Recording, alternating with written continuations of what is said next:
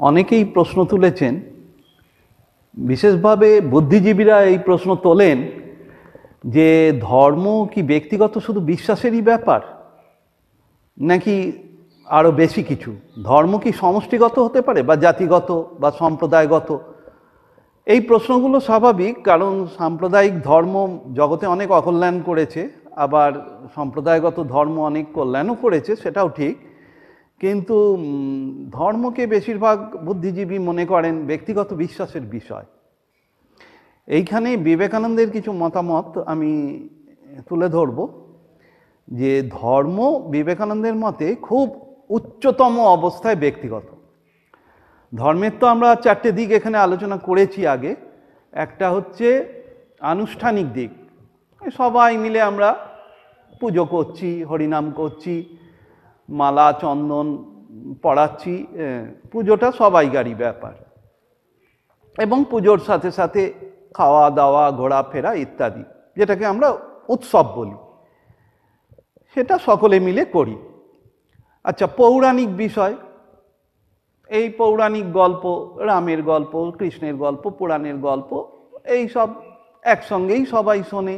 সেই হিসেবে ওইটাকে যদি আমরা ধর্ম মনে করি, পৌরাণিক ব্যাপারটাকে, তাহলে সেটাও ব্যক্তিগত নয়।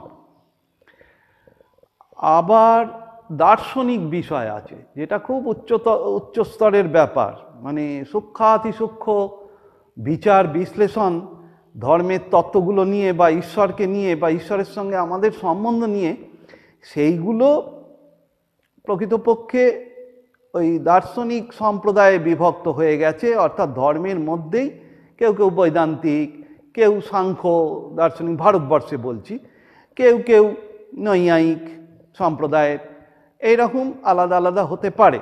যদিও বিবেকানন্দ বলেছেন যে ভারতবর্ষে সবাই বৈদান্তিক একদিক থেকে, কারণ ঈশ্বর নিয়ে যত ভাবনা চিন্তা, মানে ঈশ্বর তত্ত্ব, এইটাই প্রাধান্য পেয়েছে বেদান্তে। আর নৈয়ায়িকরা ঈশ্বর মানলেও সেই নিয়ে খুব বেশি মানে মতামত দেওয়া বা তর্ক বিতর্ক ইত্যাদি করেননি, যদিও ঈশ্বর বিশ্বাসের পক্ষে খুব জোরালো যুক্তি দিয়েছেন আমাদের নৈয়ায়িক, নামটা ভুলে যাচ্ছি উনি। যাই হোক, কিন্তু ব্যক্তিগত জীবন কেমন হবে, আমাদের জীবন চর্যায় ধর্ম বা ঈশ্বর, এটা কি নয়, এটা বেদান্তেরই বিষয়। সেই হিসেবে বিবেকানন্দের মতে যে সকল হিন্দু সম্প্রদায়, হিন্দু যত জাত মানে মানুষ আছেন, সকলেই বৈদান্তিক, কোনো না কোনোভাবে। কেউ দ্বৈত, কেউ অদ্বৈত ইত্যাদি মানেন, কেউ শিব, কেউ কালী, সবই এর মধ্যে। তান্ত্রিকরাও বেদান্তের ব্যাখ্যা দিয়েছেন নিজস্ব, শাক্ত দ্বৈতবাদ বা শাক্ত বিশিষ্টাদ্বৈতবাদ ইত্যাদি আছে।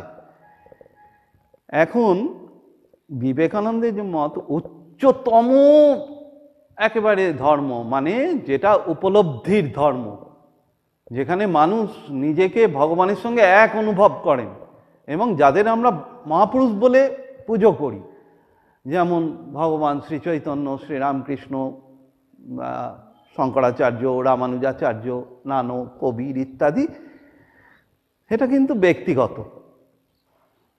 কারণ নানকের উপলব্ধি হয়েছে বা কবিরের উপলব্ধি হয়েছে মানে কিন্তু আমাদের হয়ে যায়নি, সকলের হয়ে যায়নি।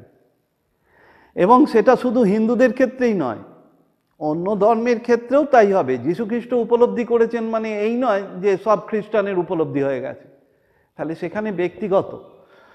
কিন্তু বিবেকানন্দ একটা খুব সুন্দর কথা বলেছেন, ভারতবর্ষে হিন্দু ধর্মের ক্ষেত্রে একটা দারুণ সুন্দর কথা বলেছেন। সেটা হচ্ছে যে যদিও এই হিন্দু জাতির লক্ষ্য নির্গুণ ব্রহ্ম, এবং ঈশ্বর কৃপায় সকলেই যদি নির্গুণ ব্রহ্মের উপলব্ধি করতে পারত ভালো হতো, কলকাতায় বলেছেন, কলকাতায় বক্তৃতায়। কিন্তু তা তো হবার নয়, তখন একটা সগুণ আদর্শ দরকার।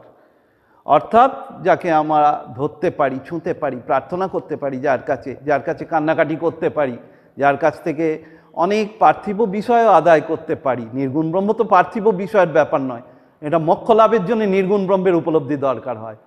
কিন্তু এমনি সাধারণ মানুষ তারা যে ব্যক্তি ঈশ্বরকে মানেন, সেইটা বিবেকানন্দ বলেছেন যে সগুণ ব্যক্তি ঈশ্বর দরকার, যদিও জাতির লক্ষ্য নির্গুণ ব্রহ্ম বা মোক্ষ হিন্দু জাতির, সেই জন্যে ব্যক্তিগতই সগুণ ব্রহ্ম বা গুণ ও গুণান্বিত দয়াশীল শক্তিমান জ্ঞানবান সর্বজ্ঞ আর কি ঈশ্বরকে আমরা যাতে ধরাছোঁয়ার মধ্যে পেতে পারি, সেই জন্যই অবতাররা আসেন। এবং শ্রীরামকৃষ্ণ আধুনিক যুগে সর্বশ্রেষ্ঠ সেই রকম একজন অবতার, যাকে ধরে ভারতবর্ষ উঠতে পারে। এবং বলেছেন এই জাতি যদি উঠিতে চায় তবে এই নামে সকলকে মাতিতেই হইবে। এই নামে বলতে অবশ্য এখানে তিনি গোঁড়ামির কোনো করেননি, বলেছেন যে তার নাম ডুবে যাক, তার শিক্ষা ফলবতী হোক। তার মানে শ্রীরামকৃষ্ণ যে অসাধারণ আধ্যাত্মিক শিক্ষা দান করলেন মানব জাতিকে, সেই শিক্ষাটাকে আমাদের প্রত্যেকেই বরণ করে নিতে পারে। এমনকি আরও বেশি দূর গিয়ে আমরা বলতে পারি যে শুধু হিন্দুরাই নয়, আধ্যাত্মিক চরম অনুভূতির জন্য পৃথিবীর যে কোনো ধর্মের মানুষই শ্রীরামকৃষ্ণ থেকে প্রেরণা পেতে পারেন। তার গুরু আলাদা থাকতে পারে, কিন্তু তিনি অনেক উপকার পাবেন শ্রীরামকৃষ্ণের কথাগুলো থেকে। যেমন আমরা দেখছি অনেক খ্রিস্টান বা বৌদ্ধ, আমি নিজে দেখেছি তারা গীতা পড়েন বা গীতার সঙ্গে তারা অনেক সাদৃশ্য খুঁজে পান যীশুখ্রিস্ট বা বুদ্ধদেবের উপদেশের সঙ্গে। সেই হিসেবে এই উচ্চতম ধর্ম এটাকে যদিও আমরা ব্যক্তিগত বলছি, কিন্তু সমগ্র জাতির সাপোর্ট যদি থাকে যে হ্যাঁ এইটাই মানব জীবনের সর্বোচ্চ উপলব্ধি, যেটা হিন্দুরা মনে করেন, এবং তারা এই জন্যে আধ্যাত্মিক ধর্মকেই প্রকৃত ধর্ম মনে করেন, আনুষ্ঠানিক নয়। ওই জন্যই হিন্দুরা সাম্প্রদায়িক হতে পারে না। কেউ কেউ সাময়িক প্ররোচনায় বা বিশেষ মারধর খেয়ে অন্য ধর্মের কাছে ভাবতে পারে, কিন্তু হিন্দু ধর্মের বেসিক ব্যাপার হচ্ছে যেহেতু এই উপলব্ধিতে আমাদের পৌঁছতে হবে, সেহেতু ওই উপলব্ধিতে যারা পৌঁছেছেন তারাই আমাদের যথার্থ গুরু, আদর্শ। এবং আমাদের রাষ্ট্র ইত্যাদি এগুলো বড় নয়, কারণ রাষ্ট্র আমাদের খাওয়া পড়ার ব্যবস্থা করতে পারে, আমাদের পার্থিব অনেক কল্যাণ সাধন করতে পারে, কিন্তু আমাদের যে মূল লক্ষ্য জীবনের, যে নির্গুণ ব্রহ্মের উপলব্ধি করে এই জগৎ থেকে পুরো মুক্ত হয়ে যাওয়া, সেটা সম্ভব কিন্তু এইরকম মহাপুরুষদের ধরেই। ওই জন্যে আধ্যাত্মিক দিকে জোর হিন্দুরা দেয় বলেই এখানে একদিক থেকে দেখলে এই ধর্ম হচ্ছে ব্যক্তিগত, কিন্তু যেহেতু জাতি গঠিত হয় ব্যক্তিকে নিয়ে এবং সব ব্যক্তিরই জীবনের লক্ষ্য যদি হয়ে থাকে মোক্ষ বা নির্গুণ ব্রহ্মের উপলব্ধি, যেটা হিন্দুরা মনে করেন, দু চারজন ছাড়া অধিকাংশ হিন্দুরই কিন্তু এটা, হয়তো তারা হিন্দু ধর্ম ভালো করে জানে না, নিজেকে হিন্দু বলে অথচ হিন্দুর আদর্শ জানে না, সেটা ছেড়ে দিলাম। কিন্তু যারা নিজেদের হিন্দু বলবেন তাদের অবশ্যই বলতে হবে নির্গুণ ব্রহ্মকে উপলব্ধি আমার জীবনের লক্ষ্য। সেটা কৃষ্ণকে ধরে হোক, কালীকে ধরে হোক, কারুক্ষে ধরে না হোক, নির্গুণ নিরাকারকে যদি ভাবতে পারে ভাবুক, ভেবে ওই অবস্থা লাভ করতে হবে। সেই জন্যে রবীন্দ্রনাথ একটা কথা বলেছিলেন যে হিন্দু ধর্ম তার গোড়াটা সেটা যেন একটা বড় গাছ, তার গোড়াটা বা মূলটা ভারতবর্ষে, কিন্তু তার বিস্তার সমগ্র জগতে। কারণ আধ্যাত্মিকতা কোনো জাতি বা ব্যক্তির মধ্যে আসলে সীমাবদ্ধ নয়। আধ্যাত্মিক আদর্শ বিবেকানন্দের মতে বিশ্বজনীন বিজ্ঞানের মতোই। বিজ্ঞান যেমন সকলের পার্থিব কল্যাণ করে, আধ্যাত্মিকতা তেমনই সকলের আধ্যাত্মিক কল্যাণ করে। সকলের আধ্যাত্মিক কল্যাণ বা আত্মিক উপলব্ধির জন্যে এই আধ্যাত্মিকতার প্রয়োজন। সেই হিসেবে হিন্দু ধর্ম কিন্তু সার্বজনীন। রাষ্ট্রকে বড় করে যেসব ধর্ম এগোতে চাইছে, আমি আর একটা প্রশ্ন বলছি, সেই প্রশ্নটা হচ্ছে ধর্মনিরপেক্ষ রাষ্ট্র ভারতে সংখ্যাগরিষ্ঠের ধর্ম হিন্দু ধর্ম কি জাতিগত হতে পারে? হ্যাঁ, হতে পারে, হতে পারে। কারণ হিন্দুরা জাতি বলতে যেটা বুঝছেন, এর আগের দিন আলোচনা করেছি, যে রাষ্ট্রীয় জাতি নয়, সেই হিসেবে সংখ্যাগরিষ্ঠ হিন্দুদের ধর্ম জাতিগত হতে পারে। আমি এই প্রসঙ্গে একজন বিখ্যাত ভাষাতাত্ত্বিক, বিখ্যাত বললেও কম বলা হয়, ভারতবর্ষের বলতে গেলে শ্রেষ্ঠ ভাষাতাত্ত্বিক সুনীতি কুমার চট্টোপাধ্যায়ের একটি প্রবন্ধ থেকে কিছুটা অংশ পড়ে শোনাচ্ছি। ভারতবর্ষের ধর্মটা কি, ভারতীয় ধর্ম বলে একটা ধর্ম আছে, এবং সেইটা যদি কেউ মেনে না নেয় তাহলে তার ভারতে না থাকাই ভালো, তাহলে গোলমাল পাকাবে সে। আমি আপনাদের সামনে পড়ে শোনাচ্ছি, খুব গুরুত্বপূর্ণ। এবং যিনি লিখেছেন পৃথিবী বিখ্যাত, তিনি বুদ্ধিজীবী এবং ভাষাতাত্ত্বিক, তার কথার গুরুত্বও বিরাট। তিনি বিবেকানন্দের উপর একটা প্রবন্ধ লিখেছিলেন, নাম স্বামী বিবেকানন্দের অবদান। তাইতে তিনি ভারত ধর্ম বলতে কি বোঝায়, কখনো মনে করবেন না যে ধর্মনিরপেক্ষ রাষ্ট্র ভারত, তার আবার ধর্ম, সেটা তো রাষ্ট্রীয়ভাবে, কিন্তু আধ্যাত্মিকভাবে ভারত ধর্ম একটা আছে, এবং সেইটা যদি আমরা অস্বীকার করি আমরা কিন্তু ভারতকে খণ্ড বিখণ্ড করে ফেলব। সেটা ভৌগোলিকভাবে, সাংস্কৃতিকভাবে, ঐতিহাসিকভাবে, সবভাবে। ভৌগোলিকভাবে এখন এই প্রবন্ধের সামান্য কিছু অংশ আমি পড়ে শোনাচ্ছি। ভাষাতাত্ত্বিক অধ্যাপক সুনীতি কুমার চট্টোপাধ্যায় অত্যন্ত বিচক্ষণতার সাথে এই আধ্যাত্মিক ভারত ধর্মের বৈশিষ্ট্যগুলি উল্লেখ করেছেন। 1 নম্বর, সমগ্র বিশ্ব ব্রহ্মাণ্ডের অন্তর্নিহিত, জগৎব্যাপী এবং জগৎ অতীত এক অখণ্ড নিত্য বস্তুতে বিশ্বাস, অর্থাৎ ব্রহ্মে বিশ্বাস। এই জগৎময় এবং জগতের ঊর্ধ্বে শ্রীরামকৃষ্ণ যেমন বলতেন, তিনি নির্গুণ, তিনি সগুণ, তিনি সাকার, তিনি নিরাকার, আবার এরও পার।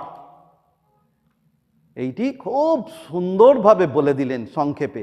জগৎব্যাপী এবং জগৎ অতীত এক নিত্য বস্তু, কেবল ব্রহ্মই, আর সব অনিত্য।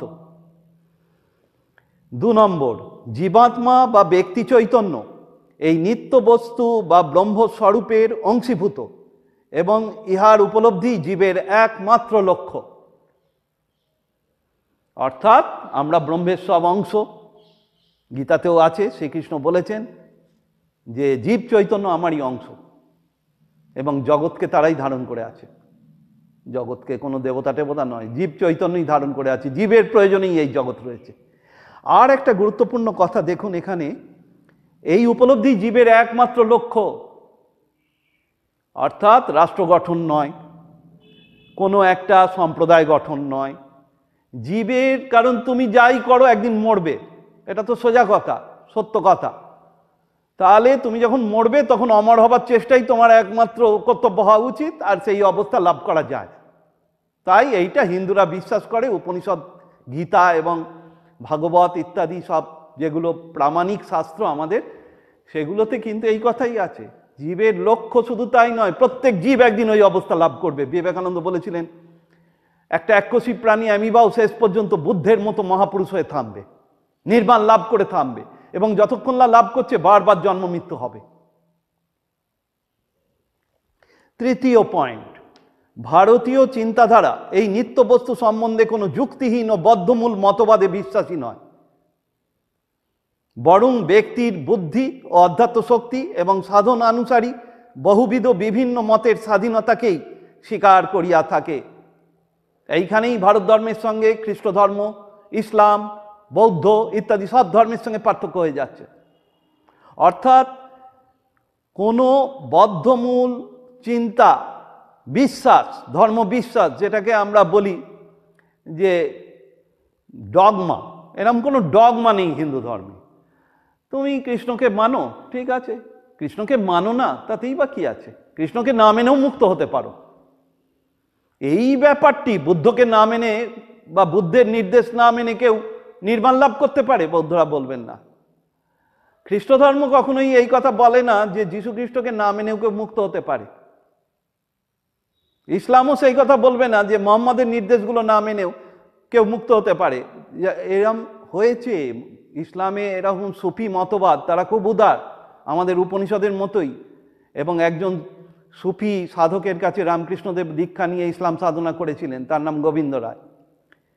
এখন প্রশ্ন হচ্ছে যে এই ধরনের যে সংকীর্ণতা অন্যান্য ধর্মগুলোতে রয়েছে, হিন্দু ধর্মে নেই, এবং হিন্দু ধর্মই ভারতের সংখ্যাগরিষ্ঠ ধর্ম। ভারতবাসী তাই এই ধর্মকে বিশ্বাস করে যে এখানে প্রত্যেক ব্যক্তির নিজস্ব যে ক্ষমতা, বুদ্ধিগত ক্ষমতা, সাধনগত ক্ষমতা, সেই অনুসারে তার সামনে তার আধ্যাত্মিক পথ তুলে ধরতে হবে। বিবেকানন্দ এরকম কথা চিকাগো বক্তৃতায় বলে এসছেন, হিন্দু ধর্মের আধ্যাত্মিক উদারতা দেখিয়েছেন। সেখানে বলেছেন, আর সব ধর্ম একই জামা সকলকে পরানোর কথা বলে, আর যদি কেউ বলে যে আমার ওই জামা হবে না, তাহলে বলে তোমাকে খালি গায়েই থাকতে হবে। কিন্তু হিন্দু ধর্ম এই কথা বলে না, বলে তোমার মাপের জামাও আমাদের কাছে আছে, তুমি কি চাও বলো, কীরকম তোমার মনের গঠন, সেইটা বুঝে নিয়ে তাকে ঠিক নিরাকার না সাকার না শক্তি মন্ত্র দেবেন, কি মন্ত্রে তিনি এগোবেন তা তিনিই বুঝবেন, কি কোনো মন্ত্র ছাড়াই তিনি ধ্যান জপ করে এগোবেন, সেইটা আলাদা ব্যাপার। সেটা কোনো একটা চাপিয়ে দেওয়া হয়নি। এই জন্যেই হিন্দুরা এত উদার, এবং এই জন্যেই ভারতবর্ষে যুগ যুগ ধরে অন্যান্য ধর্মের মানুষরা আসতে পেরেছেন। বিবেকানন্দ পয়েন্ট আউট করেছেন, দুখানা ইভেন্ট বলেছেন। একটা হচ্ছে যখন রোমানদের অত্যাচারে ইহুদিরা ঘর ছাড়া হয়েছিল, ভিটেমাটি ছাড়া হয়েছিল, সেখান থেকে তারা চলে এসেছিল, ভারতবর্ষে আশ্রয় নিয়েছিল, এবং এই কয়েক বছর আগে অবধিও এই ইহুদিদের 1948 খ্রিস্টাব্দে ইসরায়েল আলাদা দেশ করে দেয়া হয়, তার আগে অবধি তারা ভারতবর্ষে কোনো রকম ধর্মে হস্তক্ষেপ ছাড়াই, কোনো রকম উপদ্রব ছাড়াই হিন্দুদের সাথে বাস করেছে। এবং শেষ পরিবারটি আমার এখনো মনে আছে, স্টেটসম্যানে ছবি দিয়েছিল, কেরালা থেকে চলে যাচ্ছে শেষ ইহুদি পরিবার ইসরায়েলে, তারা কাঁদছে যে তারা এত ভালো ব্যবহার পেয়েছে হিন্দুদের থেকে, এ আর কোথাও পাবে কি না সন্দেহ। এখন জানেন ইহুদিরা লড়াই করছে, সে তো অন্যদের সঙ্গে, হিন্দুদের সঙ্গে লড়াই হবে না, হিন্দুদের তো আছে, তারা কৃতজ্ঞ। আর একটা ইভেন্টের উল্লেখ করেছেন, ইসলাম ধর্ম যখন ইরান করলো, পারস্য দেশ ছিল, সেই পারস্য দেশকে আক্রমণ করলো, এবং সেখানে ইসলাম খুব প্রচারশীল ধর্ম। তারা সেই পার্সিদের বলেছিল, হয় ইসলাম ধর্ম গ্রহণ করো, আর না হয় তোমরা মৃত্যুবরণ করো, দুটোর একটা। তখন অনেক পার্সি যারা জরথুস্ট্রের অনুগামী, তারা চলে এসেছিল ভারতবর্ষে, এবং ভারতবর্ষে তারা অত্যন্ত সমাদরের সঙ্গে বাস করেছেন। শুধু তাই নয়, আজকে ভারতবর্ষের বড় বড় অনেক ব্যবসায়ী তারা কিন্তু পার্সি ধর্মের মানুষ। গান্ধীজির সঙ্গে তাদের পরিচয় ছিল, তারপরে এই যে জামশেদজি টাটা ইত্যাদি, এরা তো পার্সি। এই পার্সিরা বড় বড় সব ইন্ডাস্ট্রিয়ালিস্ট, এবং ভারতবর্ষের অর্থনীতিতে এদের বিরাট অবদান আছে। আর তারা তো এখান থেকে এখনো যায়নি। বিবেকানন্দ যখন ভাষণ দিয়েছেন 1893-এ চিকাগোতে, তখন এই দুটো ঘটনার কথা উল্লেখ করেছেন। আমরা আর একটা ঘটনার কথা উল্লেখ করতে পারি, যেটা হিন্দু জাতির আধ্যাত্মিক উদারতায় আর একটা পালক গুঁজে দিয়েছে, সোনার পালক। সেটা হচ্ছে বৌদ্ধরা যখন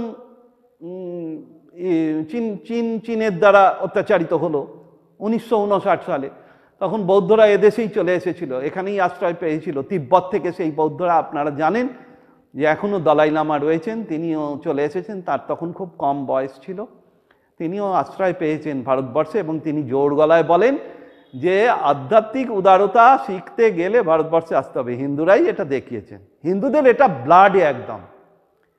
সাময়িক অত্যাচারে হয়তো প্রতিক্রিয়া জানাতে পারে, কিন্তু এটা হিন্দুদের ধাতগত নয়।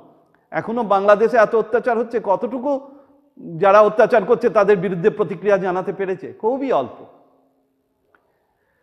এখন ফিরে আসি আবার অধ্যাপক সুনীতি কুমার চট্টোপাধ্যায়ের কথায়।